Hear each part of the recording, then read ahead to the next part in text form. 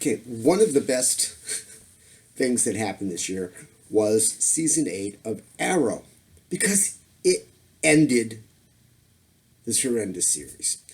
They did make a major alteration because, as I've mentioned in past reviews, they have the absolute worst fight scenes in history of bad fight scenes. And they fixed them by doing them all in the dark. So you couldn't see how bad they really were. Other than that, their component of the crossover was kind of weird, and the ending was once again like something I've seen on other shows ending similarly in a completely different way that had nothing to do with this company. So who's zooming who? Gads. It's almost like plagiarism. I mean, but they say there is no such thing as an original idea because, most of everything on TV is an alteration of Shakespeare. He wrote a lot of stuff. So you got that. Variations on a theme. Once again, no more Arrow. The ending made no sense.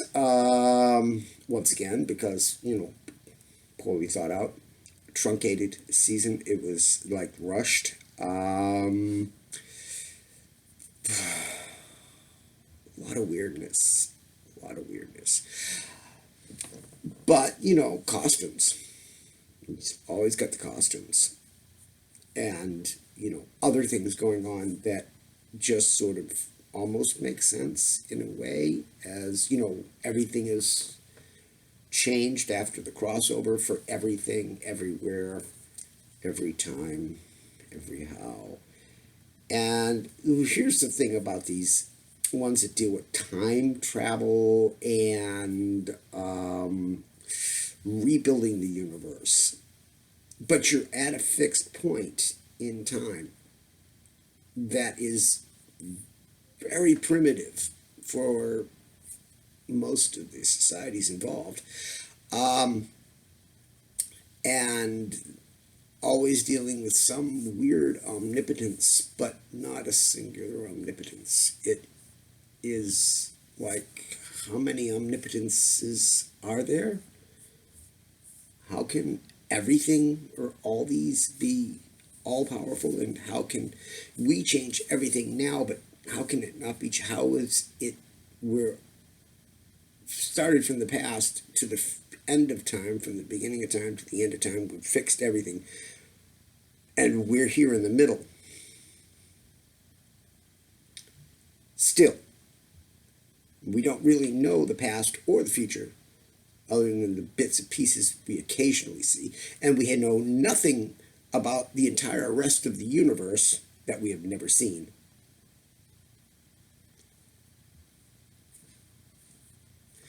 But we fixed it.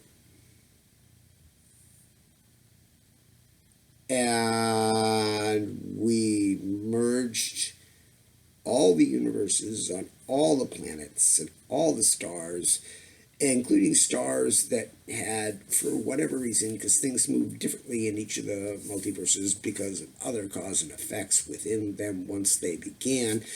And not all stars exist today that would theoretically exist in a parallel universe because they would have collided, something else happened. There's a million possible, because energy is in flux constantly. I'm not going to get into the astrophysics theorem, but let's just say it doesn't always make sense when you're dealing with things you don't understand. And making stuff up that is completely implausible to what is known and extremely